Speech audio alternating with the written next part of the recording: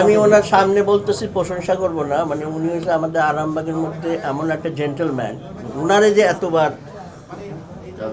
করছে, এটা মানে আমাদের প্রতিটা আরামবাগ মানুষ, আরামবাগবাসী কষ্ট পেয়েছে। আমাদের জোটটা এই ফেসিবাদী এবং আধিপত্যবাদ, অর্থাৎ ইন্টারনাল যখন আমরা চিন্তা করব ফেসিবাদ আর এক্সটার্নাল আধিপত্যবাদ, এই দুইটার বিরুদ্ধে কাজ করবে। এই সময়টাতে আমরা ফজর এক মসজিদে পড়ি, জোহর এক মসজিদে পড়ি, আসর তো যেই নামাজ যে মসজিদে পড়ি, পরে স্থানীয় যারা আছেন, সামাজিক ব্যক্তিত্ব যারা আছেন, একটু বিভিন্ন জায়গায় ঘোরাফেরা করি, কথা বলি। ফজর নামাজের পরও আজকে ওইদিকে কথা বলছি সবার সাথে এবং সমস্যাগুলো বলি, যার কারণ আমরা একটা ইশতেহার দিব যে ঢাকাটা আমরা কেমন ঢাকাটা চাই। যে ঢাকাটা এখন আমি যদি বলতে না পারি যে আমি এমন সুন্দর করে ঢাকাটা বানাবো, তাহলে আপনি কেন একজনকে ভোট দিতে যাবেন? তো তখন আপনাদের সাথে কথা বলে, যেমন এখানে গ্যাসের সমস্যা, এটা যখন আমি জানবো তখন হয়তো বা কোথাও কারোর সাথে কথা হলে আমি বলবো যে এখানে আসলে গ্যাসের সমস্যা, এটা সলভ করা উচিত। এই সময় আসলে কোনো প্রতিশ্রুতি দেওয়া যাবে না ভোটারদের, এটা ভোটারদের ম্যানিপুলেশন হবে।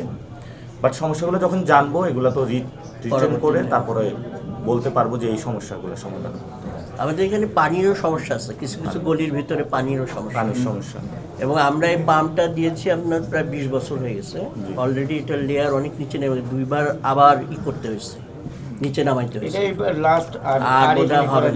পরবর্তীতে এই মাটির নিচে আর পানি পাবে না, পরবর্তীতে আরামবাগ একটা বড় ক্রাইসিসে পড়বে। এটা তো মানে আমাদের পুরো বাংলাদেশের প্রাণ প্রকৃতি, যেটা অর্থাৎ পানি কিন্তু গভীরে চলে যাচ্ছে এবং কয়েকদিন পরে পানির জন্য তো অলরেডি যুদ্ধ হচ্ছে। জি, আমাদের লেয়ার নেমে গেছে, লেয়ার নেমে যাচ্ছে। এটা নিয়ে আমাদের বাংলাদেশের কনসার্ন হওয়া উচিত। উনি কত 127টা মামলা, 106টা মামলা খেয়েছে। হ্যাঁ, আরে বাবা, মাইনু ভাই তো আমার পেন পড়া। আমি ওনার সামনে বলতেছি, প্রশংসা করব না, মানে উনি হচ্ছে আমাদের আরামবাগের মধ্যে এমন একটা জেন্টলম্যান, উনারে যে এতবার করছে, এটা মানে আমাদের প্রতিটা আরামবাগ মানুষ, আরামবাগবাসী কষ্ট পেয়েছে ওনার কারণে। শুধু নিয়ে যেত এসে মামলা, অনেক সময় দেখা যাচ্ছে সরকারের নির্দেশ না থাকলেও ওনারা নিয়ে যেত পুলিশ। তো যারা মামলা টামলা দিছে এরা কই? হ্যাঁ, পালাই গেছে নাকি এলাকা থেকে? আমাদের মসজিদের সাবেক সেক্রেটারি, এখনো মসজিদের সাথে সম্পৃক্ত। রমজানে ইফতারির আয়োজন হয়, তো এখানে একটা আয়োজন করা হয়েছে, ইফতারির আগ মুহূর্তে পুলিশ এসে ওনাকে নিয়ে গেছে। ইফতারির আগ মুহূর্তে যারা এগুলি করছে এরা তো আর এখন এলাকায় নাই, সব বাড়িটাই ছিল জেলখানা। এগুলো গত 15 বছর অসংখ্য মানুষকে এভাবে নির্যাতন করা হয়েছে। জেলখানাতে যখন কড়াটা ধরছে আরো টাকা ছুড়াইতে পারি না, পরে আমরা 3 জনের কোলোকে নিয়ে হাসপাতাল নিয়েছি, ট্রিটমেন্ট করাবে না, জেল কর্তৃপক্ষ বলছে ওইখানে রাখেন, আমরা আসতেছি, জোর করে নিয়ে উলঙ্গ অবস্থা নিয়ে। আমার মনে হয় যে আওয়ামী লীগ আসার আগে ওনারা যদি দেখতেন ওনার বয়স হলে কি হবে, মানে এত স্ট্রং একটা প্লেয়ারদের, আগে আমাদের প্লেয়ারদের মতো লাগতো, আশ্চর্য হয়ে যাবেন ওনার নির্যাতনের মধ্য দিয়ে শেষ করে জীবনটা একদম নির্যাতন দিয়ে। এই যে আমার এই যে বন্ধু ক্লাবের কর্মকর্তারা, ওনার আমার ভাই, ওর ভাই রিলেটিভ, একই ফ্যামিলি। এখন আপনারা তো আমাদের বড় ভাই, আমরা তো আপনাদের ছোট ভাই, আমাদের প্রতি আপনাদের উপদেশ কি এটা একটু বললে তাহলে আমরা বড় ভাইদের ওই জায়গাটা মেনে চলার চেষ্টা করি। এখন তো আসলে জাতি যে ক্রাইসিসে আছে, আমি মনে করি স্থানীয় ব্যাপারগুলোর থেকে জাতীয় ব্যাপারটা বেশি গুরুত্ব। আমরা যে সারা বিশ্বেই তো এখন মানে ইসলাম বিরোধী একটা আগ্রাসন, ইসলাম না, আমি বললাম মুসলমান বিরোধী, মুসলমানদের উপরে একটা কিন্তু চলতেছে।